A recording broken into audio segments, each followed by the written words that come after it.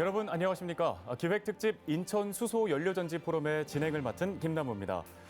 21세기는 다양한 분야에 있어서 변혁의 시대로 일컬어집니다. 그중에 가장 대표적인 분야가 친환경 에너지, 또 그중에서도 수소 산업이 단연 선두라고 할 수 있는데요.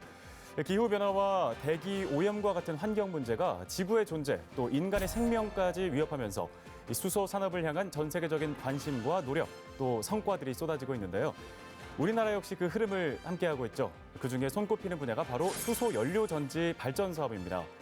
그래서 오늘 기획으로 수소 연료전지 포럼에 시간을 마련했습니다. 수소 연료전지 발전 산업의 현황과 미래, 또 이를 두고 우려하는 지역민과의 상생 방안까지 다양하게 짚어보는 시간을 가져보겠습니다. 자, 먼저 오늘 토론을 위해 각 분야의 전문가분들을 모셨습니다. 제 우측 끝에서부터 소개를 해드리겠습니다.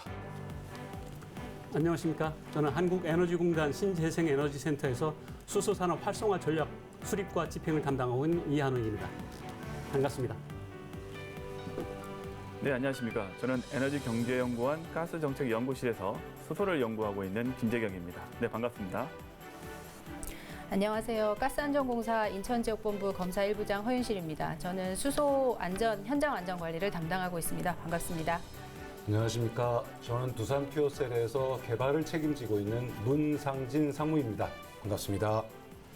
네, 네 분 모두 어서 오십시오. 오늘 나와 계신 네 분께서는 지금 분야 전문가시기 때문에 오늘 할 얘기들이 크게 어렵지 않으실 수 있겠지만 저를 포함해서 시청자분들께서는 다소 수소 연료전지가 뭔지 좀 생소하실 수가 있거든요. 그래서 저희가 전반적인 내용을 좀 쉽게 이해할 수 있게끔 도움을 드리기 위해서 수소 연료전지를 포함한 이 수소 에너지의 전반적인 내용을 좀 먼저 알려드리고자 합니다. 영상으로 함께 만나보시죠. 미래에너지 강국을 위한 알쓸수다. 수소경제를 위한 도약. 수소 경제는 에너지원을 석탄과 석유에서 수소로 바꾸는 산업 구조의 혁명적 변화입니다. 수소 로드맵이 발표된 지 1년이 넘은 현재 우리는 수소에 대해 얼마나 알고 있을까요? 수소는 물에서 만들며 사용 후 다시 물로 돌아가는 무한한 친환경 에너지원입니다. 기술적 난이도가 높지만 날씨의 영향과 지역적 편중이 없으며 장기간 대용량 저장과 산소와 화학 반응으로 열 전기 생산 후 부산물도 물밖에 없어 새로운 친환경 에너지 패러다임을 이끌어가고 있죠. 이러한 수소를 중요한 에너지원으로 사용하고 국가 경제, 국민 생활 등 근본적 변화를 통해 경제 성장과 함께 친환경 에너지의 원천이 되게 하는 것이 수소 경제입니다. 수소 경제가 가져올 변화. 친환경 에너지 혁명을 일으킬 수소는 화석 에너지원을 중심으로 했던 탄소 경제와 어떻게 다를까요? 수소 중심의 에너지 생태계가 구축될 경우 해외 수입에 의존했던 에너지 자원을 국내에서 생산할 수 있게 되면서 에너지 강국에 한 발 더 다가설 수 있습니다. 또한 에너지 공급 형태도 분산형 에너지 수급이 가능하고 주민 수용성이 높아질 수 있는 에너지 민주주의가 실현되죠. 무엇보다 전 세계적으로 문제가 되고 있는 온실가스도 감축할 수 있어요. 이러한 수소 경제는 2040년 대한민국에 약 43조 원의 경제 효과 및 약 42만 명의 고용 창출 효과를 안겨줄 것으로 예상되고 있습니다. 우리의 생활 모습은 어떻게 달라질까요?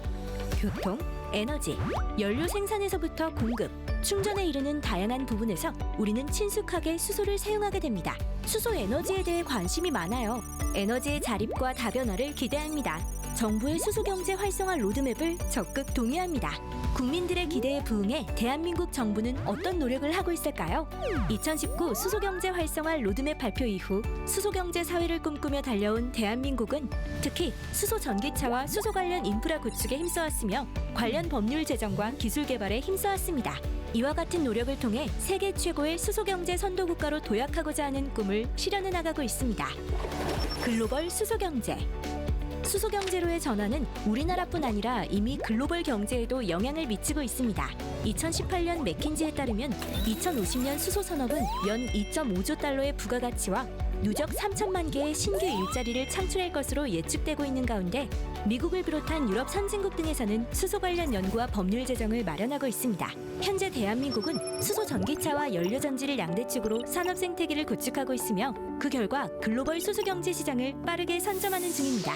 국민이 안심할 수 있도록 안전과 기술 경쟁력을 확보하여 미래에도 지속 성장 가능한 수소 경제 생태계 조성을 위해 최선을 다하겠습니다.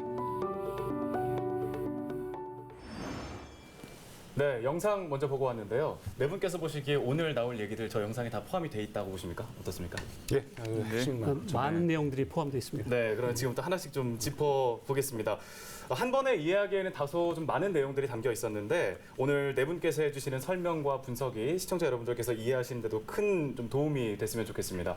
자, 사실 우리나라 수소 연료 전지 발전 사업에 대해서 이렇게 토론을 하는 방송 토론은 잘 없었거든요. 오늘 이렇게 오시면서 이 포럼에 참여하는 좀 각오 같은 게 있으셨을 것 같아요. 일단 많은 이야기들이 오고 가고 있죠. 그 뭐 전 세계가 어떻게 변하고 있다, 정부가 어떤 계획을 세웠다 하는데 중요한 것은 그것이 나의 이야기인가, 그것이 중요한 것 같습니다. 그럼 오늘 저는 그 나의 이야기가 되도록 좀 도움을 드리고 싶습니다. 그 수소 경제를 추진하는 과정에서 많은 분들이 우려도 많이 하시고 걱정도 많이 하시더라고요. 근데 이제 거의 대부분의 이런 우려나 걱정들은 잘 모르시기 때문에 우회했던 것 같습니다. 그래서 사실 저희 같은 전문가들이 해야 될 책무 중에 하나는 그런 분들에게 잘 설명해 드려야겠다라는 건데 사실은 저희도 이제 항상 느끼는 거지만 저희가 항상 익숙한 언어로 이렇게 이야기하다 보면 오늘 이제 시청하시는 분들도 잘 못 알아들으실 말씀들이 많으실 것 같아요. 그래서 오늘은 좀 제 역할은 제 생각으로는 대단히 쉽게 제가 좀 초등학교 딸이 있거든요. 네. 초등학교 딸이 이해할 수 있는 수준으로 한번 설명을 해보도록 좀 노력하겠습니다. 네, 정확하고 친절한 정보 기대해 보겠습니다. 네네. 다음으로 네네. 부장님께서는 어떠셨습니까? 네, 저는 국민들이 수소에 대해서 너무 막연하게 불안감을 가지고 계신데 수소의 위험성과 안전에 대해서 좀 더 정확하게 설명드리고자 합니다. 저는 개발자 입장에서는 저희가 예전에 이제 21세기 초부터 수소 경제 얘기가 나오다가 좀 사실은 좀 아픈 기억이 있었습니다. 그 당시에는 기술적인 성숙도도 좀 떨어지고 어떤 경제성 확보하는 부분에서도 좀 문제가 있어서 현실 속에 침투하는 수소 경제라는 게 현실화되지는 못했는데 이제 드디어 그 시대가 왔구나라는 생각을 하고 그 기쁨에 충만해서 개발을 하고 있습니다. 그래서 오늘 제가 기회가 된다면 저희가 어떤 것들을 개발을 해서 우리 경제에 기여를 할 수 있는지 뭐 등등을 좀 설명할 수 있었으면 좋겠습니다. 네, 우리 현실에 다가오고 있는 수소 경제에 대한 이야기 오늘 기대가 됩니다. 수소 경제에 포함된 분야가 사실 정말 여러 가지가 있을 텐데요. 좀 크게 봤을 때 우리나라의 수소 경제 혹은 또 수소 산업이라고 하는 게 잘 알고 있는 수소차, 또 수소 충전기, 그리고 오늘 집중적으로 다루게 될 수소 연료 전지라는 게 있습니다. 이 세 개 분야 중에 수소 연료 전지의 비중이 어떻게 되는지 먼저 궁금하거든요. 제가 좀 설명을 좀 드리겠습니다. 지금 수소연료 전지라고 말씀하신 부분에 대해서는 사실 자동차용도 있고 가정용 뭐 여러 가지가 있습니다만은 일단은 저희가 개발하는 건 발전용이기 때문에 그 수소연료 전지 발전소에서 발전용에 대해서 좀 설명을 좀 잠깐 드리겠습니다. 네. 우리나라의 발전소가 설비 용량이 약 120기가와트 정도 되고요. 그 중에서 연료 전지를 이용한 발전소는 비중이 한 0.5% 정도로 아직은 좀 미약합니다. 이제 막 시작 태동기에 들어가 있고요. 그런데 이제 전 세계적인 그 발전 믹스, 발전원들을 석탄화력 이런 것들을 어떻게 적절하게 섞을 것이냐라는 정책적 방향이 경제적인 이유, 환경적인 이유, 그리고 또 안보적인 이유 때문에 분산전원이라는 형태로 지금 정책적 방향이 가고 있습니다. 그래서 그 분산전원이라는 건 수요지 인근에다가 발전소를 세워서 바로 전력을 공급함으로써 경제성, 안정성, 뭐 안보성을 다 확보하겠다라는 전략입니다. 그런데 수요지 인근에다 설치를 하다 보면 당연히 환경성이 굉장히 중요한 이슈가 됩니다. 네. 이게 깨끗하지 않으면 수요지 인근에서 더러운 가스가 나오면은 일단은 모든 사람들이 싫어하거든요. 그런 관점에서 보면 저희 연료전지가 전혀 오염물, 대기로 오염물 배출이 전혀 없습니다. 깨끗하게 전기하고 열을 생산을 하기 때문에 앞으로 이런 분산전원용으로 크게 기여를 할 수 있을 거라고 생각을 하고 있습니다. 네, 수소 연료 전지의 발전을 좀 각인할 만한 일이 최근에 인천에서 있었습니다. 인천 수소 연료전지 발전소가 준공을 앞두고 있는 건데요. 오늘 패널로 참석해 주신 문상진 상무님도 좀 당사자시잖아요. 감회가 어떠셨습니까? 예, 좀 뭐 사실 이제 새로운 기술에 대한 좀 불안감, 거부감들은 있을 수밖에 없습니다. 그건 너무나 당연한 거고요. 그래서 그 2018년 12월에 이제 그 착공이 돼서 작년 5월쯤에 준공이 됐어야 되는데 시민 여러분들이 좀 많이 불안해하셔서 그분들을 이제 좀 설명을 하고 설득을 하는 과정들이 좀 필요했었습니다. 그런데 다행히 인천 시민들께서는 유난히 좀 수준이 높으셔서 그 어려운 기술들을 쉽게 좀 잘 이해를 해서 받아들여 주셔서 비록 그 준공까지는 원래 계획보다는 1년이 지연됐지만 무사히 지금 준공이 돼서 이제 발전소 역할을 할 수 있게 돼서 개발 책임자 입장으로서는 굉장히 좀 복잡다단하면서도 유난히 애착이 가는 사업입니다. 네, 인천시로서도 또 수소 경제로 한 걸음 더 나아가는 계기가 될 것 같은데요. 이번 수소 연료전지 발전소 준공과 관련해서 지난 5월 수소 안심 세미나에서 박남춘 인천시장의 축사와 함께 또 해당 지역에 어떤 효과가 있을지에 대한 인천 연료전지 김정숙 실장의 인터뷰가 있었습니다. 화면으로 함께 보고 오겠습니다.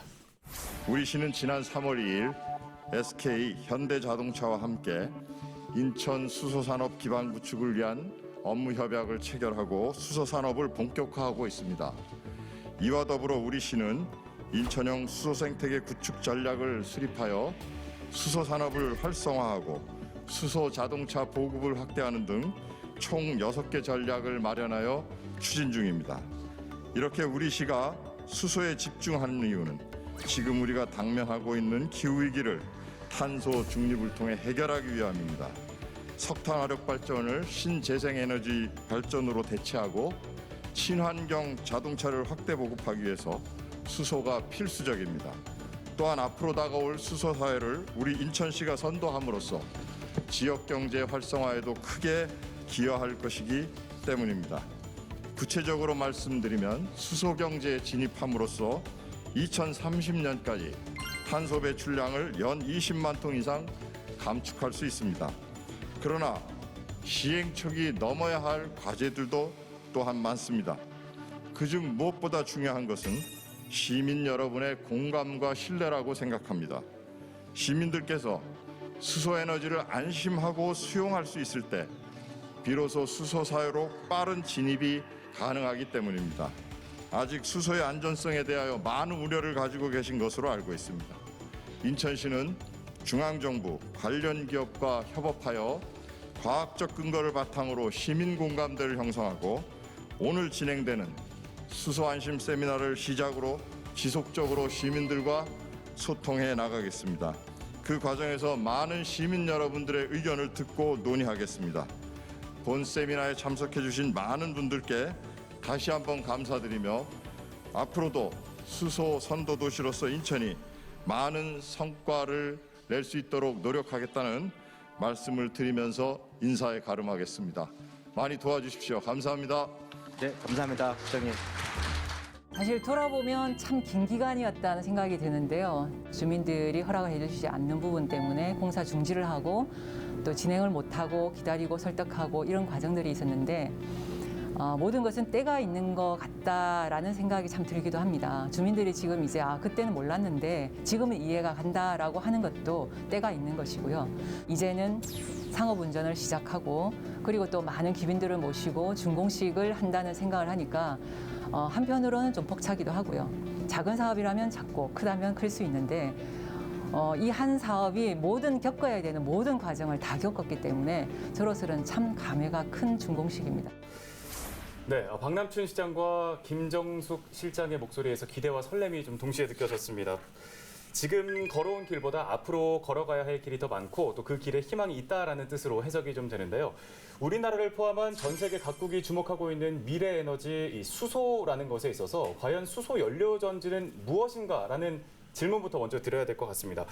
자, 박사님, 연료 전지와 또 더 나아가서 수소 연료 전지 조금 생소하거든요. 간략하게 설명 좀 부탁드리겠습니다. 근데 이제 수소 연료전지와 연료전지란 말은 같은 말입니다. 근데 이제 앞에 보면 연료전지라고 되어 있으니까요.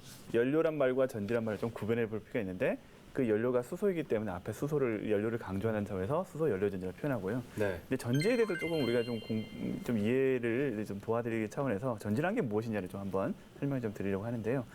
인천에 지금 석탄 화력 발전소가 있습니다. 그래서 여기서 이제 전기를 만드는 거는 석탄을 가지고 불을 떼서 물을 끓이고 증기를 만들어서 터빈을 돌려서 전기를 만든다. 전기를 보통 그런 식으로 만드는 걸로 많이 생각하시는데요. 다른 방식도 있습니다. 이게 화학적인 방식으로 어떤 화학적 물질들 가지고 어떤 작용을 통해서 전기를 뽑아낼 수가 있습니다. 이렇게 전기 화학적인 방식으로 뽑아내는 장치, 이걸 전지라고 부르는데요. 네. 우리가 쓰는 전지가 크게 세 가지 종류가 있습니다. 저는 1차 전지, 2차 전지, 그리고 연료 전지가 있는데요. 1차 전지는 뭐냐?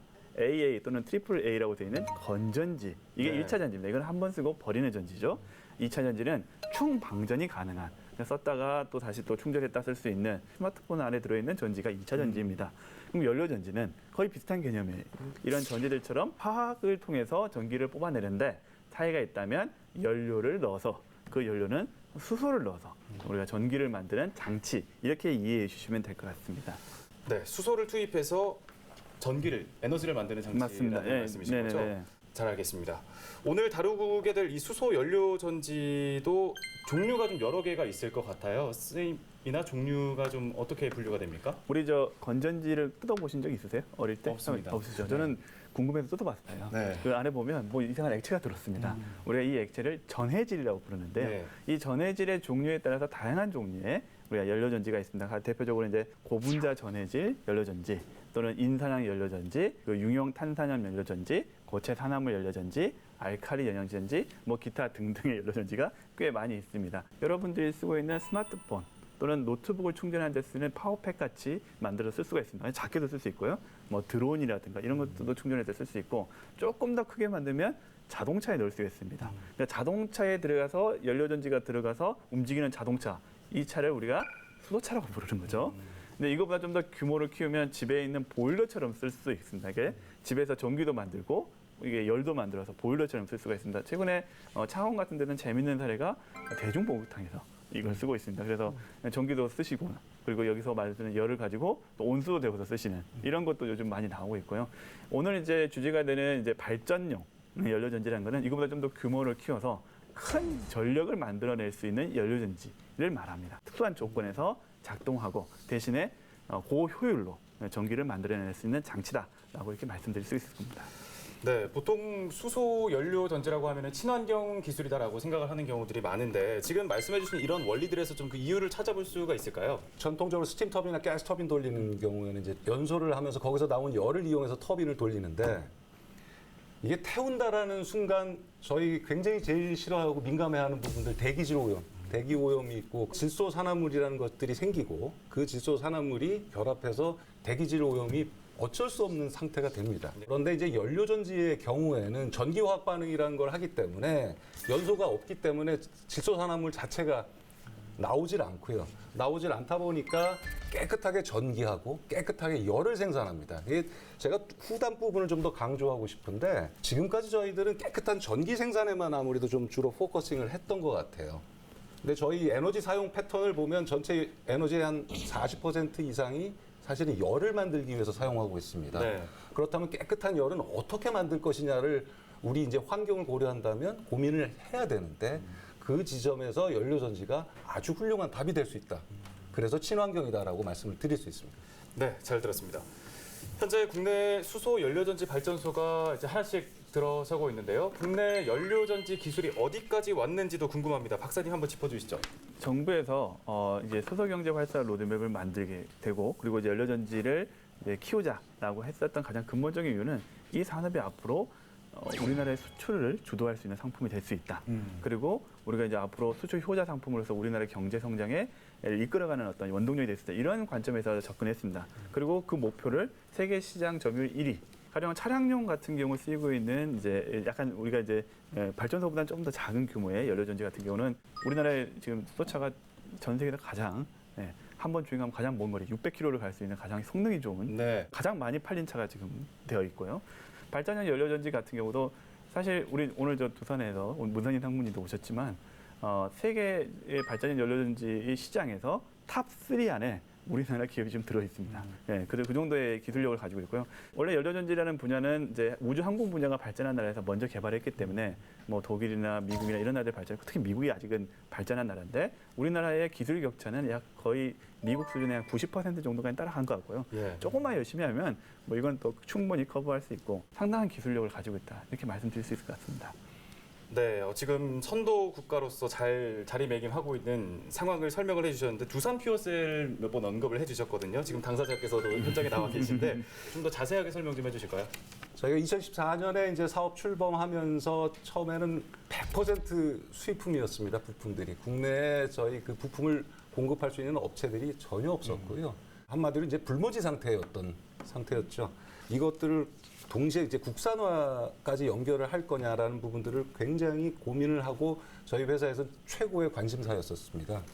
그래서 저희가 가진 기술들을 국내 업체들한테 이제 전수를 하면서 그게 이제 내재화가 시작됐고요. 처음에는 0%였던 것들이 지금은 협력업체가 300개가 좀 넘어가고 있습니다. 그 주요 업체들이 기술을 내재화해서 저희하고 같이 개발을 해서 지금 저희 제품에 들어오기 시작했고요.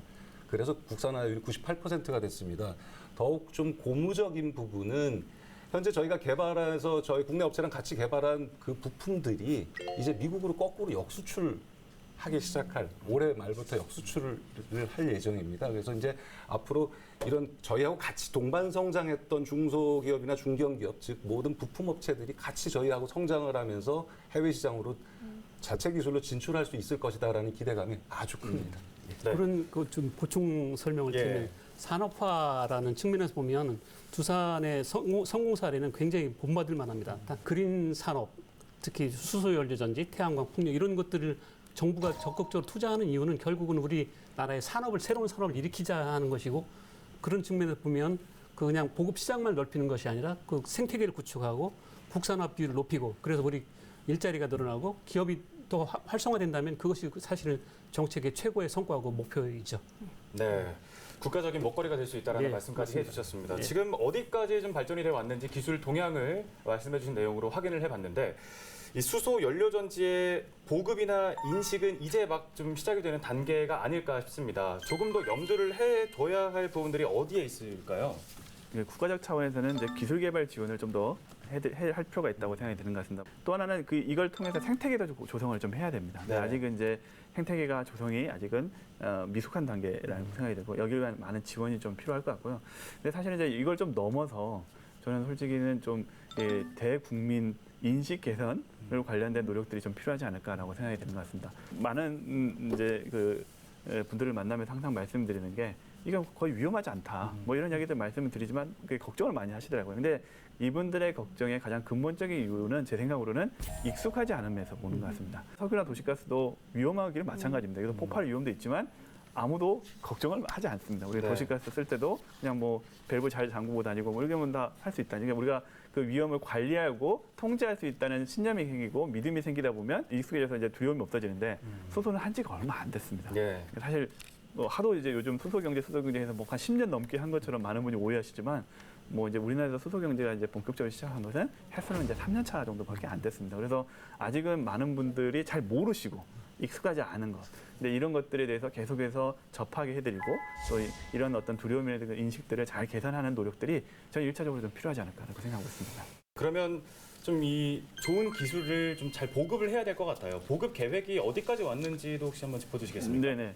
지금 현재 정부에서 수소경제 활성 로드맵을 2019년 1월에 발표를 했는데요. 2022년까지 약 1기가와트 그리고 2032년까지 3.2기가와트 그리고 2040년까지는 8기가와트라고 했는데 우리가 일반적으로 이제 에너지 쪽에서 기가와트는 보통 원전 특히 부영 원전이 보통 1기가 1기가와트입니다. 네. 그래서 이제 보통 1기가와트라고 하면 부영 원전 하나 정도라고 생각하시면 될 것 같습니다. 그래서 이제 22년까지는 부영 원전 하나 정도의 연료전지를 보급해서 그러니까 원전을 그만큼 안 지을 수 있게 한다. 뭐 이 정도 생각하시면 될 것 같고요. 40년 정도 되면 8기 정도를 이제 이 연료전지를 통해서 이제 원전을 이제 대체할 수 있다. 뭐 이렇게 생각해 주시면 될 것 같습니다. 현재까지는 대략 한 0.5기가와트. 네, 그 정도. 그러니까 원전 반 개 정도 우리나라에서 지금 보급이 됐다라고 말씀드릴 수 있을 것 같고요. 특히 이제 경기하고 인천 지역에 상당히 지금 많이 최근까지도 많이 보급이 됐습니다. 그럴 수밖에 없는 게 경기 인천에 사람들이 많이 사시고 또 여기에 전력 수요도 많기 때문에 이제 우리 집 주변에 들어올 수 있는 분산형 전원이라는 차원에서 인천과 경기 지역에 상당히 많이 들어와 있습니다. 여기 더 나가서 최근에 이제 이 연료전지를 하겠다는 사업자들이 워낙 많아서요. 지금 허가 건수만 한 4기가와트가 되고 있는데요. 여기에 대한 관심은 상당히 뜨겁다는 점, 이 점을 좀 말씀드리고 싶습니다. 얘기를 나누다 보니까 아직 수소 연료전지 발전을 정착시키기 위해서는 좀 해야 될 일들이 더 많이 남아 있는 것 같습니다. 정부에서 좀 지원을 해줘야 될 부분들도 있는 것 같고 국민 인식 개선들도 필요할 것 같은데요. 그럼에도 불구하고 수소 연료전지가 계속해서 발전해 나가고 있는 방향으로 가고 있다는 것이 확인이 됐습니다. 그렇다면 왜 수소 연료전지인가라는 물음에 대해서 필요성 또 당위성을 좀 찾아봐야 될 것 같은데 어떻게 보고 계시는지 좀 설명 부탁드리겠습니다. 이현우 시장님. 앞에서 이제 환경적인 이유로 여러 가지 이유로 이제 수소 연료전지가 보급이 필요하다는 필요성 말씀하셨고 저는 왜 인천 시민에게 왜 필요한가 이걸 좀 말씀드리고자 합니다. 집적화 단지 사업이라는 것이 있습니다. 집적화 단지 사업이라는 게 무엇이냐면 지자체가 주도하는 즉 인천시가 주도하는 연료전지 발전 사업을 하게 될 경우에 RPS 사업이라는 것이 있는데 RPS 사업에서 주는 REC를 0.5를 더 가중치를 더 인정해 드립니다. 그러면 거기서 나오는 수익을 가지고 시가 시민들의 에너지 복지 향상을 위해서 쓸 수 있는 재원을 확보하게 되거든요. 그러니까 환경 개선이라든지 에너지 분산형 전원의 확보 이런 여러 가지 경제적인 효과뿐만 아니라 시민들이 직접 체감할 수 있는 이익이 생긴다는 측면에서 이제 우리의 현실, 나의 현실로 다가올 수 있다는 것을 좀 말씀드리고 싶습니다. 네, 정부가 수소 경제 활성화 로드맵에서 지금 연료전지 보급을 계획한 것도 이러한 연장선으로 볼 수가 있겠습니까? 아, 맞습니다.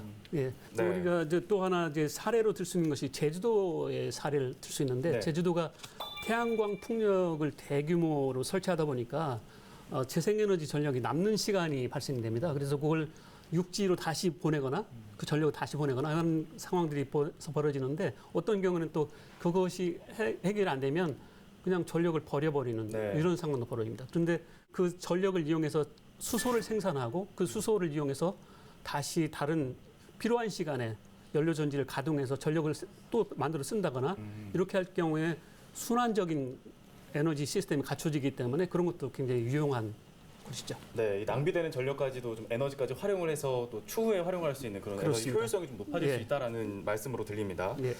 김재경 박사님께서 생각하시는 이 수소 연료전지의 구축 또 활성화의 필요성은 어디에 있다고 보십니까? 우리나라에 기본적으로 전력을 공급하는 시스템은 사실은 전력을 사용하는 사람들하고 생산하는 사람들이 분리가 돼 있습니다. 네. 주로 이제 우리나라는 경남이라든가 또는 뭐 충청권도 마찬가지로 뭐 이렇게 이쪽에 석탄 화력 발전소가 중심이 돼서 또는 원전이 중심에서 생산을 하고 대규모 송전 방식으로 주로 많이 사용하시는 곳이 경기 인천에 사시는 분들이잖아요. 예. 그러니까 대규모 송전 방식으로 이렇게 공급을 하게 됩니다. 근데 이제 예전에도 한번 이제 논란이 됐던 것처럼 밀양 같은 곳에서 송전탑이 들어오는 곳에서 사람들이 대단히 반대를 많이 하셨죠. 그분들의 입장도 이해가 됩니다. 이게 대규모 송전탑이 들어오면 자신들의 건강에 영향을 미칠 수도 있고 뭐 경관도 안 좋기 때문에 그래서 이제 가능하면 대학로는 이제 우리나라에서도 이제 대규모 송전탑을 설치하는 이런 시스템에서 벗어나서 가능하면 이제 집 주변에서 근처에서 대신에 친환경적인 전기를 생산해서 바로 그냥 공급해주는 방법 이런 식으로 이제 우리가 에너지 정책을 지금 가고 있고요. 근데 이제 친환경적인 에너지를 생산할 수 있는 원인이 뭐냐 보면 태양광, 풍력, 연료전지밖에 없습니다. 근데 태양광은 여러 가구가 쓰기 위해서 충분한 전력을 생산하기 위해서는 필요한 면적이 상당히 많이 필요합니다. 그래서 네. 이거는 이제 도심지에는 들어가기 어렵고요. 풍력은 바람 조건이 필요합니다. 근데 뭐 인천시에도 뭐 바람 많이 잘 부는 곳도 있겠죠. 하지만 도심지에는 사실은 그런 충분한 바람 자원이 이게 부족한 게 사실이고요. 그렇다면 대안은 입지 제약이 적고 이게 좁은 면적에서 또 많은 양을 한꺼번에 생산할 수도 있고 그럼에도 불구하고 배출이 되지 않는 온실가스라든가 미세물 배출되지 않는 연료전지가 사실은 이렇게 집 주변에 들어가는 방식으로 갈 수밖에 없는 것이 사실이고요. 그래서 이제 인천에서도 이제 적극적으로 이제 수소 연료전지를 이제 도입하려고 지금 하는 걸로 알고 있습니다.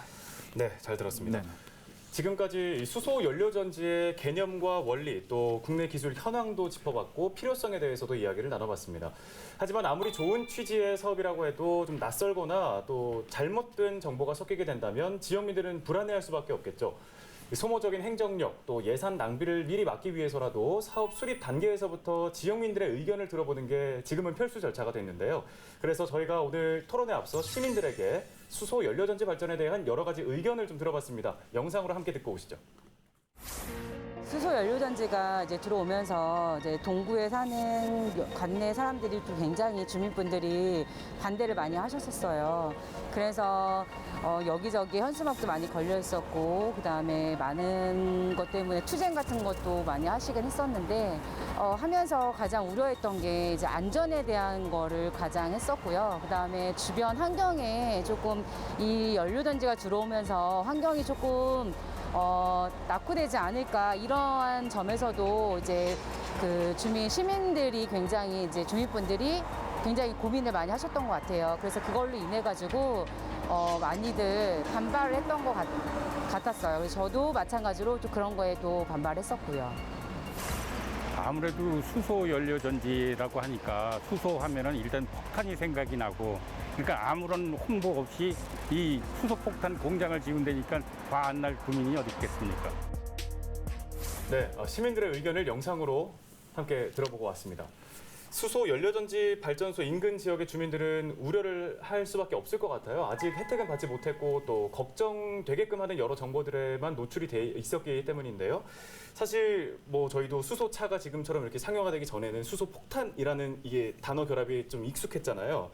오늘 패널분들께서는 주변에 좀 이렇게 강의를 하러 가신다거나 지인분들과 얘기를 할 때 뭐 이런 우려 좀 들어보신 적 없으십니까?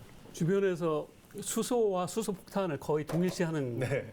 우려들이 있습니다. 그런데 사실은 수소는 우리 생활 속에 이미 들어와 있었거든요. 그게 예를 들자면 마가린을 제조하는 공정에 수소가 들어갑니다. 네. 식품 제조할 때도 이미 들어가고 있고, 그 수산소 호흡기라고 해서 의료용으로도 쓰이고 있습니다. 여러 가지 체험할 수 있는 것들도 있고요.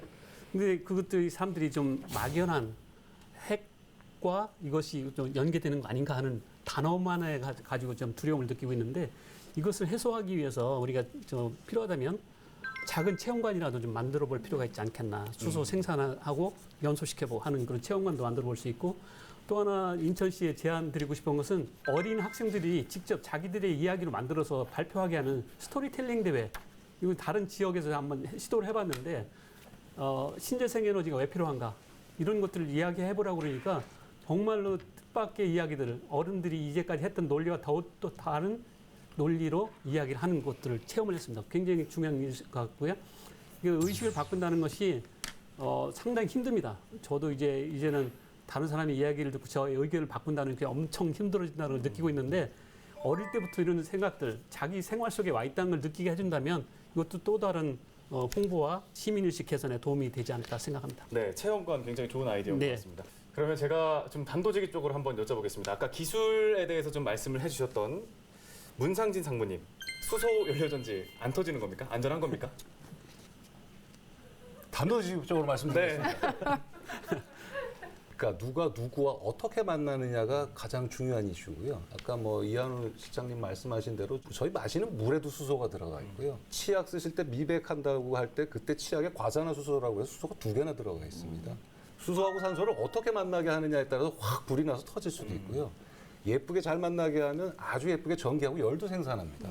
그 수소하고 산소 2개를 어떻게 예쁘게 잘 만나게 할까? 그래서 어떻게 안전성을 담보할까가 가장 중요한 고민거리이고요. 안전에는 교만함이 존재하지 않습니다.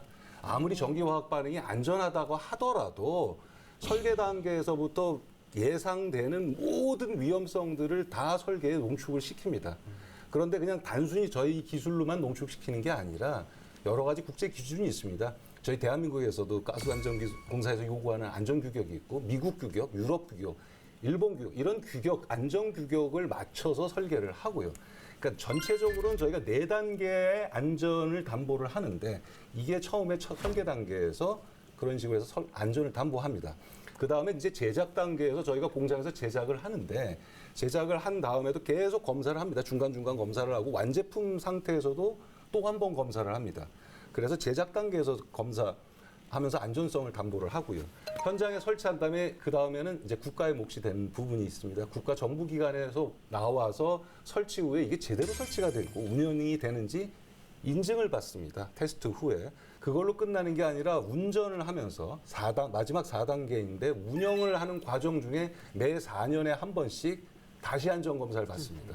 그럼에도 불구하고 저희 기기 제작사 입장에서는 저희 기기에 굉장히 많은 그 센서들이 있는데요. 조금만 이상 신호가 들어오면 바로 셧다운 시켜버립니다. 근데 사실 셧다운 시키면 그만큼 전기가 생산되지 않기 때문에 저희 입장에서는 손해인데, 네. 안전과는 돈과 양보할 수 없는 관계라서 바로 셧다운을 시키고 점검을 합니다. 그리고 이상이 없다는 걸 확인하면 다시 운전을 시키고요. 다시 말씀드리지만 교만해서는 안 되겠지만 현수준에서 안전하다고 감히 말씀드리겠습니다. 네, 상무님 말씀 잘 들었습니다.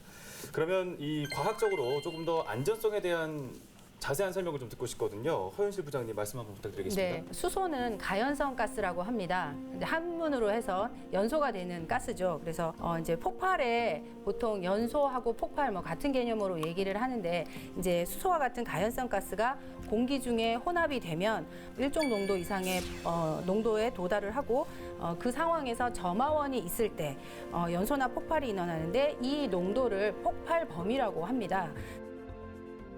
네, 수소는 폭발 범위가 다른 연료보다 많이 넓습니다. 도시가스, 가정용 연료로 사용하는 도시가스보다도 폭발 범위가 넓고 하지만 수소는 다행히도 모든 원소 중에서 가장 가벼운 기체이기 때문에 밀폐 공간이 아니고 개방 공간이라면 점화원이 생기지 않는 경우에 연소나 폭발로 이어지지 않습니다. 그래서 수소가 위험하지 않다고는 말씀을 못 드리겠지만 공기보다 가벼워서 누출 시에 환기가 잘 되면 화재나 폭발로 이어지지 않고 또한 그 수소 누출이나 화재 등에 대비해서 여러 2중, 3중의 각종 안전장치를 설치하고 있습니다.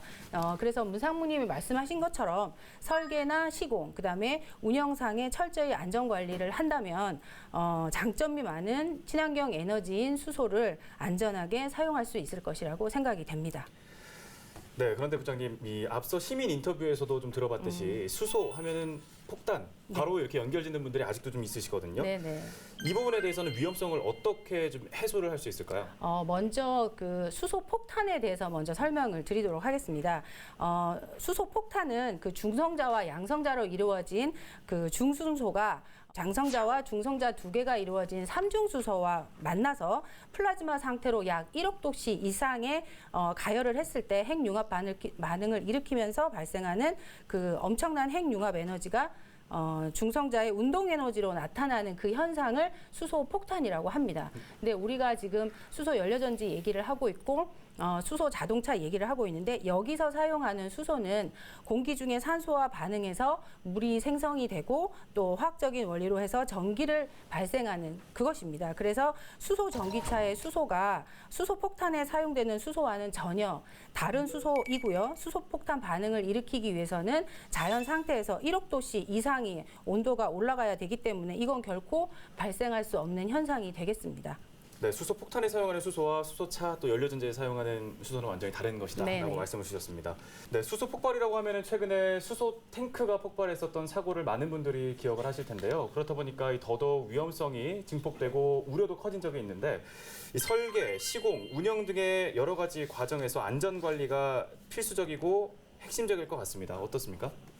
정부는 2019년 1월에 수소 경제 활성화 로드맵을 발표하면서 수소 안전 부분도 로드맵에 담았습니다. 그래서 우리가 친숙하게 사용하고 있는 천연가스 수준의 안전을 확보할 수 있도록 법적 근거를 마련하는 부분도 포함을 했고요. 수소 산업 전주기라고 하는데 생산, 저장, 운송, 이 활용 전반적인 부분에 대해서 안전성을 확보할 수 있도록 제도적인 기반을 마련하는 등 체계적으로 안전 관리를 하고 있습니다. 또한 수소 충전소와 그다음에 부품, 시스템 등의 안전 기준을 국제 기준에 맞게 재개정해서요. 안전성 기준을 강화하고 있습니다. 특히 지금 대규모 확산이 예상되는 그 발전용 연료전지 같은 경우에는 여기에 들어가는 스택에 대해서도 안전성 시험과 안전 기준 신설을 추진하고 있습니다. 네. 이 수소 연료전지도 지금 발전하고 있는 단계지만 이거보다 훨씬 더 우리 삶에 빨리 가까이 와 있는 수소차 또 수소 충전소에 대해서 안전성이 궁금하신 분들이 많을 것 같아요. 안전합니까? 네, 앞에서 말씀드린 그 연소의 3요소는 그 수소의 연소 중에서 화학적인 연소에 대해서 말씀을 드렸고요. 또 물리적인 폭발에 대해서 또 말씀을 드리자면 수소차에 들어가는 고압의 저장 용기가 있는데요. 이것들 저장 용기가 균열 등에 의해서 파열되는 것을 물리적인 폭발이라고 할 수 있습니다. 근데 이 수소 자동차에 탑재되는 이 저장 용기는 7,300톤의 에펠탑도 견딜 수 있는 그 재질로 만들어졌고요. 파열이라든지 화염, 그다음에 충격, 낙하 등 17개의 안전성 시험을 통과한 용기입니다. 그래서 자동차에 들어가는 수소 저장 용기는 그 철보다 10배 이상 강한 탄소 섬유 강화 플라스틱으로 만들어서요. 수심 7,000m에서도 안전한 재질이라고 할 수 있습니다. 또한 수소 자동차를 충전하기 위한 충전소가 있는데요. 2021년 3월 기준으로 전 세계 약 538개소의 수소 충전소가 운영 중이고 우리나라도 현재 60개소 이상의 수소 충전소가 운영 중입니다. 수소 충전소에서 크게 위험한 사고나 이런 사례는 아직까지 없었고요. 우리나라에서도 선진국과 동일하게 ISO 국제 기준에 맞게 안전 검사를 통과한 부품을 사용하고 있고 수소 충전소를 구축한 후에는 그 법적인 안전 검사를 실시하고 있으며 안전관리자가 상주해서 안전 관리를 시행하고 있어요. 그리고 같은 이제 가스라고 보는 LPG하고 CNG 충전소보다 훨씬 더 많은 안전장치가 설치가 되어 있는데요. 수소 충전소에는 이상 압력이 발생을 했을 때 긴급으로 차단할 수 있는 긴급 차단 장치라든지 가스 누출 경보 차단 장치, 수소 불꽃 감지기 등의 안전장치가 2중, 3중으로 설치되어 있습니다.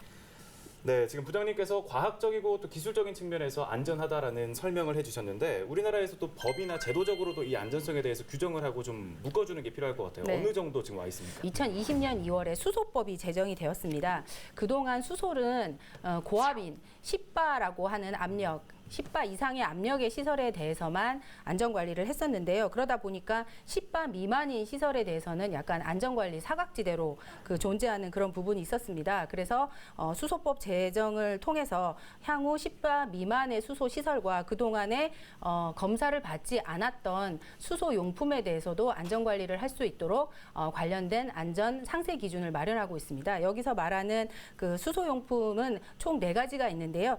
수전의 설비, 그다음에 수소 추출 설비, 고정형 연료전지, 그다음에 이동형 연료전지가 그 수소 용품에 해당이 돼서 앞으로 이 제품들은 가스안전공사에서 실시하는 법적인 검사를 받은 상태에서 유통되고 설치될 수 있습니다. 네, 말씀 잘 들었습니다. 여러 방면에서의 변화 또 움직임들이 있는 걸 보면 수소 연료전지 발전이 우리 일상을 바꿔가고 있고 또 앞으로 그 스펙트럼이 더 넓어질 거라는 예상이 좀 듭니다. 위험하다 또 우려스럽다라는 말들을 하고 있지만 그 사이에 안전하고 또 친환경적인 에너지인 수소 에너지가 우리 생활 전반에 이미 스며들고 있는 건 부정할 수 없는 사실인 것 같은데요. 그렇다면 이 수소 연료전지가 얼마나 우리 생활에 가까이 와 있다고 보시는지 먼저 이한우 실장님부터 한 말씀 부탁드리겠습니다. 연료전지 방식 중에 아까 소개되지 않은 것 하나가 있는데 DMFC라고 있습니다. 다이렉트 메탄올 방식인데 사실 이곳은 굉장히 활성화되어 있지는 않습니다. 근데 지금 이것이 새로운 가능성을 제가 보고 있는데 메탄올을 주입을 하면 개도국 수소를 직접 생산할 수 없는 개발도상국의 격오지에서도 연료전지를 사용할 수 있는 그런 기술입니다. 그런데 우리나라 기업이 이걸 국산화에 성공했고요. 해외 개발도상국가의 ODA 사업이라든지 이런 것을 통해서 상품으로 수출하거나 이렇게 지원할 수 있는 새로운 아이템이 있고요. 또 하나 지게차를 우리가 주목해 볼 필요가 있습니다. 요즘에 산업안전, 근로자들의 산업안전에 대해서 많은 관심이 있는데 물창고라든지 밀폐된 공간에서 지게차로 운반할 일이 많이 있습니다. 근데 지게차가 전기 충전을 하는 방식도 있지만 연료전지를 거기에 장착한다면 굉장히 깨끗한 환경에서 근로자들이 일할 수 있는 그런 여건이 또 마련됩니다. 그래서 이런 새로운 방식들이 우리 실생활에 이미 들어와 있고 더 활성화될 것으로 기대를 하고 있습니다. 네, 다음으로 문상진 상무님. 지금 우리나라, 일본, 독일, 특히 이제 북유럽 국가들이 가정용 보일러를 연료전지로 대체를 하고 있습니다. 깨끗한 전기하고 깨끗한 열을 연료전지를 통해서 자급자족을 하는 케이스가 있고요. 일본은 무려 30만 대가 넘게 보급이 되어 있습니다. 그러니까 안전 문제도 말씀드렸지만 전혀 일본에서는 거부감 없이 그냥 집에 보일러를 대체를 해서 연료전지를 사용하고 있고요. 그다음에 저희 그룹 계열사 중에 DMI라는 곳이 있습니다. 세계 최초로 드론용 연료전지를 개발을 해서 지금 상용화했고요. 제품으로 판매하고 있습니다. 이 드론용 연료전지로 오지에 물건을 약품을 배달하든가 하는 식으로 해서 물류의 혁신을 이루고 있습니다. 그리고 저희 두산퓨어셀 같은 경우에는 부산에 가시면 해운대 신도시가 있습니다. 해운대 신도시 백병원 앞에서 약 300m 거리에 저희 연료전지 발전소가 건립이 돼서 부산 해운대 신도시 주민들께 전기하고 깨끗한 지역 난방 열을 공급하고 있습니다. 그래서 뭐 이미 저희 시민들께서 인식을 못하시지만 생활 곳곳에 깊이 침투해 있다라고 생각하시면 틀림없습니다. 네, 다음으로 허윤실 부장님. 두 분 다 말씀하셨듯이 그 대표적인 이동형 연료전지가 이제 수소 자동차거든요. 근데 우리나라가 최근 이제 정부에서 수소차 구매 보조금을 지급하면서 2019년에는 5,000대의 수소 자동차가 등록이 되었고 작년에는 무려 11,000대 가량의 수소 자동차가 등록이 되었습니다. 이렇게 수소 자동차를 필두로 해서 다양한 모빌리티에 이동형 연료전지를 사용하고 있는데요. 말씀하신 것처럼 드론이라든지 이런 부분하고 이미 독일에서는 선박과 열차에서도 수소를 사용하고 있습니다. 그리고 그 이한우 실장님 말씀하신 것처럼 지게차에서도 뭐 미국의 코카콜라 공장이라든지 이런 대규모 물류 공장에서도 전기 지게차를 대용해서 지금 수소 지게차를 많이 사용하고 있는 상황입니다. 네, 보일러, 또 익히 알고 있는 수소차, 그리고 지게차와 드론까지 다양한 곳에서 우리 가깝게 사용되고 있는 수소 연료전지의 모습을 네 분의 말씀을 통해서 들어봤습니다. 이제 남아있는 건 바로 지역에서 이걸 어떻게 수용할 것이냐, 지역 수용성에 관한 것일 것 같은데요. 새로운 게 어떤 지역에 들어선다고 하면 가장 높고 또 무거운 벽이 바로 지역민과의 의견을 조율하고 또 자연스럽게 스며드는 게 아닐까 싶습니다. 앞서 네 분 패널의 다양한 실생활 속 이 수소 연료전지 또 수소 관련한 사례들이 지역민들의 이해를 도울 수 있지 않을까 생각을 해봅니다. 수소 연료전지 발전소 실무자 입장에서는 수소 경제, 수소 연료전지 발전 사업의 방향성을 어떻게 생각하고 있을지 궁금한데요. 앞서 잠깐 영상에서 봤던 이 인천 연료전지 김정숙 실장의 인터뷰로 다시 한번 들어보겠습니다. 저희는 그 안전한 전기를 만들고 있다는 거, 그리고 연소 과정이 없기 때문에 전혀 공해물질이 배출이 되지 않기 때문에 환경에 아무런 영향을 미치지 않는다는 거, 미세먼지가 아주 많은 공기를 끌어들여서 미세먼지를 다 제거를 하고 그 공기를 쓰고 산소를 뽑아 쓰고 남은 공기를 다시 배출하는 거기 때문에 미세먼지를 걸러내는데도 굉장한 역할을 합니다. 이제 이런 간접적인 효과도 있고 우리가 전기를 공급하는 송연 변전소가 큰 문제가 없다면 이 지역은 다른 지역은 불이 나가더라도 전기가 공급된다는, 그러니까 지역 자체의 에너지 독립이 이루어진다는 점에서 가장 큰 메리트가 있는 것이고요. 네, 이 수소 연료전지 발전의 순기능, 시대가 요구하고 있는 친환경적이고 안전하고 또 스마트한 삶을 완성할 수 있는 훌륭한 도구가 될 수 있다라는 부분인 것 같습니다. 하지만 아무래도 지역민들이 완벽하게 수용하기에는 여전히 거리가 좀 먼 것 같거든요. 서로의 요구만을 주장할 게 아니라 서로가 수용할 수 있는 대안이나 협상의 과정이 필요해 보이는데 어떻게 생각을 하시는지 네 분의 의견을 좀 자유롭게 들어보고 싶습니다. 인천시가 이렇게 굉장히 많은 노력을 하고 계시다는 것을 제가 직접 체험할 수 있었고요. 체감할 수 있었고, 또 하나 부탁드린다면 조금 더 낮게 시민들의 눈높이로 내려가서 설명해 주시면 좋겠고요. 공감대를 구하는 노력도 좋지만 시민들이 직접 체험할 수 있도록 백문이 불여일견입니다. 그렇게 체험할 수 있는 시설을 만들어 주신다면 훨씬 더 빠른 효과를 거둘 수 있지 않을까 기대합니다. 네, 이어서 김재경 박사님. 네, 사실 우리가 이제 수소에 대한 이야기를 하다 보니까 수소 연료전지 이야기다 보니까 수소 연료전지만 주민들이 반대하신다라고 생각하실 수 있는데요. 실제로는 그렇지 않습니다. 저희는 이제 에너지 전반을 다루다 보니까 현재 지금 이제 재생에너지, 태양광이나 풍력 이런 것들도 이제 설치를 하려고 하면 지역 주민들의 반대가 상당히 많습니다. 네. 근데 그럼에도 불구하고 지금 성공 사례들도 있습니다. 주민들하고 잘 이런 걸 좀 참조할 필요가 있지 않을까. 가령 대표적으로 지금 많이 적용되고 있는 제도는 이익 공유제입니다. 같이 여기서 이제 발전을 사업을 하시는 분들이 발생하는 수익 중에 일부는 지역 사회로 환원하는 이런 이익을 공유하는 제도. 이런 제도에 대해서 지역 주민들이 상당히 많이 호응을 해주시더라고요. 근데 이런 사례들을 잘 우리가 참조해서 이제 지역 주민들과 함께 이제 소통하면서 좀 우리가 이제 연료전지 발전사를 위해서 이 사업을 하는 게 아니라 여기서 발생하는 이익도 일정 부분은 또 지역사회와 함께 나눌 수 있다. 이런 제안들을 해주시고 또 함께 협력해 나가시면 이런 문제들을 잘 해결할 수 있지 않을까 이렇게 생각하고 있습니다. 네, 다음으로 허윤실 부장님. 네. 그 새로운 것에는 항상 거부감이 따르기 마련인 것 같습니다. 지금은 편리하고 익숙하게 사용하는 LPG 자동차도 처음에는 상당한 거부감이 있었거든요.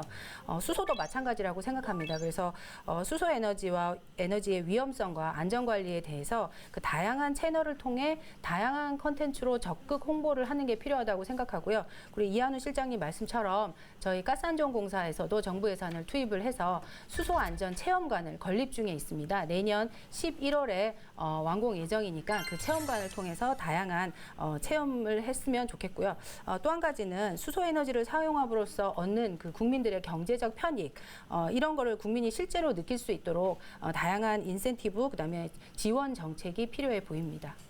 네, 끝으로 문상진 산무님 어떻게 보십니까? 예, 저희가 깨끗한 발전소가 옆에 있어서 공기가 깨끗해졌다. 그거 체감하는 데까지는 몇 년 걸릴 것 같습니다.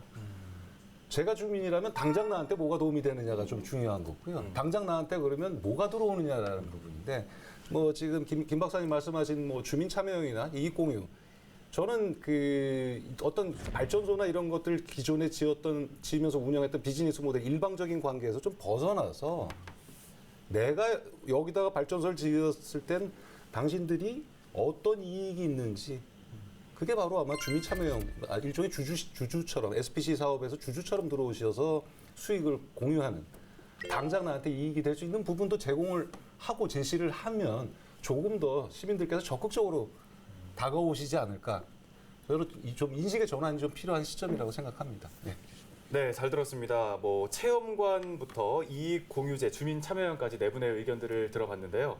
모쪼록 지역민과 사업 주체 그리고 정부와 인천시를 포함한 여러 지자체들이 공존하고 상생할 수 있는 방안에 재현이 되었으면 좋겠습니다. 네, 오늘 기획특집 인천 수소연료전지 포럼 약 1시간 동안 수소연료전지의 과학적인 원리부터 발전소와 관련한 지역민과의 상생 방안까지 고민할 수 있는 모든 면면을 살펴보고 전문가들의 의견으로 시민 여러분들의 이해를 돕는 시간을 가져봤습니다. 수소를 활용한 연료전지, 곧 수소연료전지는 1960년에 처음 개발된 이래로 오랜 시간 동안 사람들의 관심을 받지 못했는데요. 하지만 화석연료의 회의적인 시대적인 흐름에 따라서 오늘 나눈 이야기들이 수소연료전지의 장단점을 살필 소중한 기회가 되었으면 좋겠습니다. 마냥 불가능한 일일 것이라고 여겼던 탄소 중립이라는 문구가 수소연료전지의 발전과 함께 한층 더 현실이 되길 염원하면서 오늘 포럼 마무리해 보도록 하겠습니다. 네, 오늘 포럼 함께해 주신 네 분 도움 말씀 고맙습니다. 감사합니다. 네, 감사합니다. 기획특집 인천 수소연료전지 포럼 여기서 마치겠습니다. 함께해 주신 시청자 여러분 고맙습니다.